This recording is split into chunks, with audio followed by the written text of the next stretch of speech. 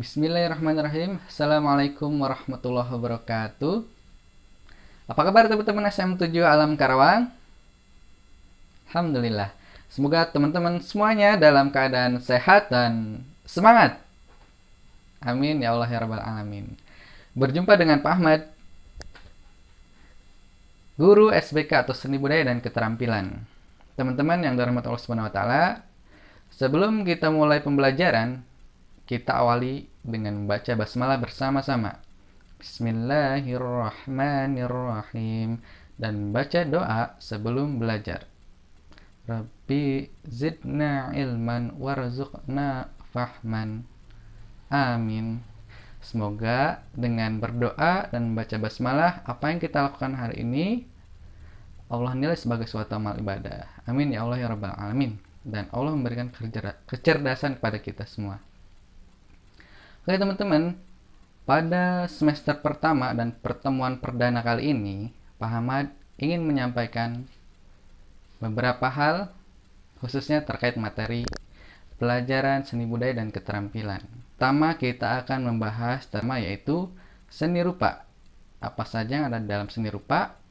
Kita simak video selengkapnya. Penjelasan. Yang pertama, pengertian menggambar.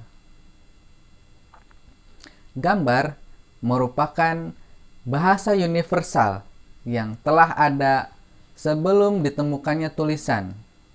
Nah, jadi teman-teman, dahulu pada zaman purba, ketika itu Pak Ahmad belum lahir dan teman-teman juga apalagi belum lahir. Gambar itu dijadikan sebagai suatu alat komunikasi, alat berinteraksi antar sesama manusia atau orang seperti itu. Jadi gambar itu tidak hanya dinikmati sebagai suatu seni karya, tapi juga sebagai alat komunikasi. Nah, sedangkan menggambar yaitu sebuah proses menuangkan ide, gagasan, imajinasi ke dalam media. Media apa saja? Bisa berupa kertas, pada umumnya kertas ya, kemudian kayu, kain, dan lain sebagainya yang bisa digambar seperti itu. Nah, itulah yang dimaksud dengan menggambar. Nah, yang kedua teman-teman, yaitu objek menggambar. Menggambar tidak hanya mengandalkan imajinasi atau hayalan, tetapi juga menggambar itu kadang juga memerlukan objek atau sesuatu yang akan digambar seperti itu. Jadi ada beberapa nih teman-teman tipe seseorang atau seniman itu dalam menggambar. Contohnya Pak Ahmad itu ya. Ketika menggambar, kadang Pak Ahmad itu membayangkan sesuatu objek tanpa melihat objeknya gitu, yaitu menggunakan imajinasi. Dan terkadang juga Pak Ahmad menggambar dengan ada sebuah objek seperti itu. Nah, itu teman-teman. Jadi objek menggambar itu tidak hanya melalui imajinasi, tapi juga bisa dengan objek seperti itu. Objeknya apa saja? Bisa tumbuh-tumbuhan misalkan, atau hewan, alam benda lainnya gitu. Jadi seperti itu. Objek menggambar diantaranya yaitu flora, fauna, dan alam benda.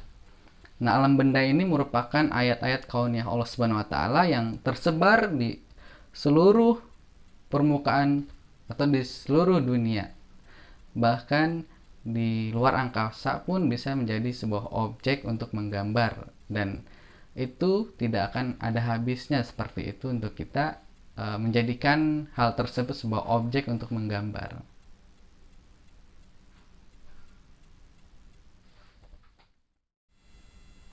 Yang ketiga, teman-teman, yaitu komposisi. Komposisi ini dibagi lagi ke dalam dua jenis. Yang pertama, komposisi asimetris, yang kedua, komposisi simetris. Nah, komposisi simetris menunjukkan bahwasanya suatu benda di bagian kanan dari benda itu beda dengan di bagian kiri benda seperti itu. Jadi asimetris itu adalah beda sudut suatu benda. Kalau simetris yaitu bahwasanya bagian kanan sebuah benda atau objek itu sama atau mirip dengan bagian kiri. Contohnya seperti apa untuk yang simetris? Simetris misalkan mug atau tempat minum, teman-teman, kan ada tuh ya yang bentuknya tidak ada pegangannya seperti itu. Nah, itu bentuknya lingkaran, dan ketika dilihat dari sudut pandang depan misalkan, itu bentuknya akan sama antara bagian kiri dan bagian kanan dari mug tersebut.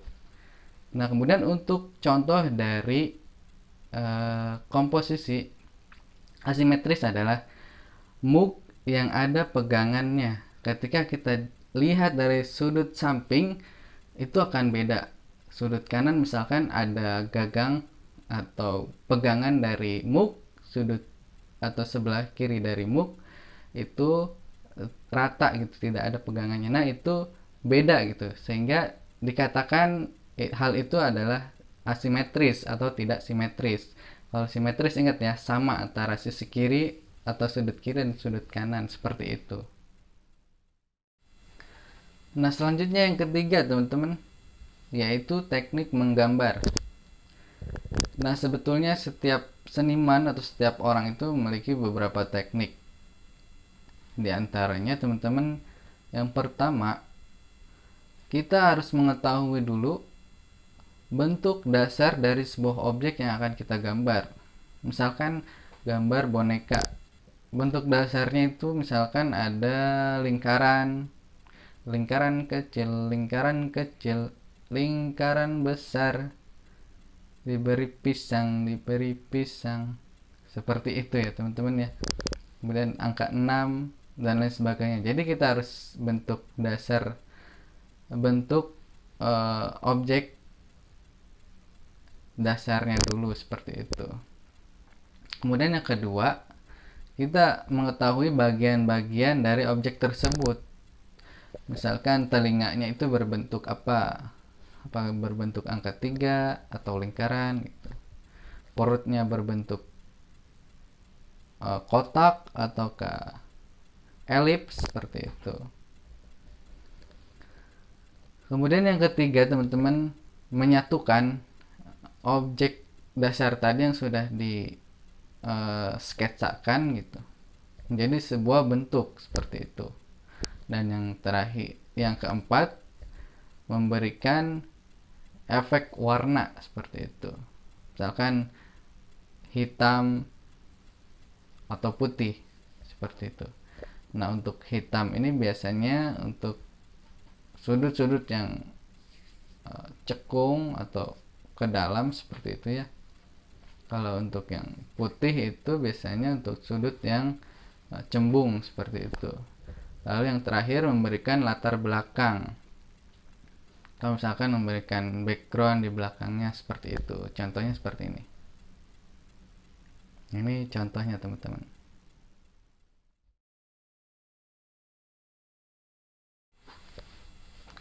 Nah, teman-teman, dalam menggambar sesuatu atau objek, teman-teman, biasanya kalau kita belum terbiasa, kita akan melakukannya dengan perlahan, teman-teman. Jadi tidak perlu kita tergesa-gesa, tapi kita lakukan perlahan-lahan dengan sedetail mungkin. Nanti ketika sudah terbiasa, maka kita akan cepat gitu. Kita akan terbiasa dan ketika menggambar itu akan lebih cepat, seperti itu. Pak Ahmad ingat dulu ketika senang menggambar itu waktu SD sampai SMP, seperti itu ya. Jadi dulu gambarnya kaligrafi, seperti itu. Kemudian Pak Ahmad suka gambar kartun-kartun, seperti itu. Lalu meningkat lagi gitu. Levelnya menggambar misalkan tengkorak, seperti itu. Dan itu ada tahapannya, teman-teman. Tidak langsung kita bisa menggambar misalkan langsung menggambar bentuk dari objek yang rumit, tapi kita harus berproses dulu dari objek yang tidak terlalu rumit. Ketika kita terus berlatih, maka kita akan bisa menggambar objek-objek yang lebih memiliki tantangan atau sulit seperti itu. Nah, lalu ada beberapa teman-teman teknik dalam menggambar seperti flora, fauna, dan alam benda, dan itu berbeda teman-teman ya. Kita tahu bahwasanya untuk flora itu tumbuh-tumbuhan, tanaman, bunga seperti itu akan berbeda dengan teknik menggambar fauna atau hewan ya teman-teman ya. Tingkat kesulitannya pun berbeda seperti itu. Kemudian untuk alam benda pun sama tadi. Untuk alam benda kan seperti tadi mug atau gelas, piring, peralatan rumah, dan lain sebagainya seperti itu. Nah, itu ketiga tekniknya adalah memiliki perbedaan dan tingkat kesulitan yang berbeda-beda seperti itu. Nah, selanjutnya teman-teman, alat dan media gambar. Nah, jadi ketika kita ingin menggambar sebuah objek atau sesuatu, maka kita memerlukan alat dan benda untuk menghasilkan sebuah gambar atau karya seperti itu. Nah, yang pertama, pensil. Tentu teman-teman sudah tahu dan sudah kenal dengan yang namanya pensil. Nah, pensil ini dibagi ke dalam dua jenis teman-teman. Yang pertama pensil H, yang kedua pensil B. Nah, dibedakan dengan tanda A dan B ini untuk membedakan jenisnya seperti itu.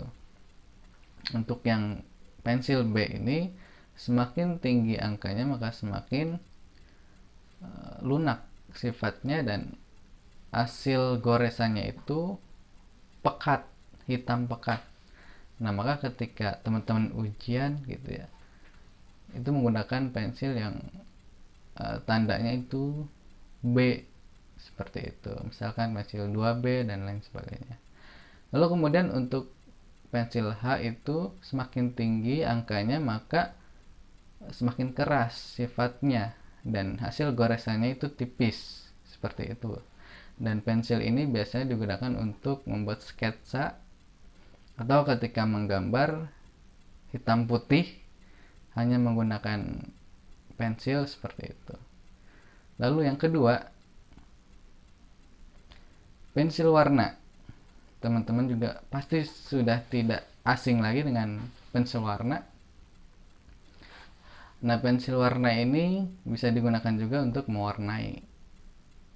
Nah, bisa digradasikan seperti itu. Misalkan dari warna yang tipis, kemudian warna yang lebih tebal, itu nanti akan menghasilkan gambar dan menunjukkan suatu benda atau sudut seperti itu.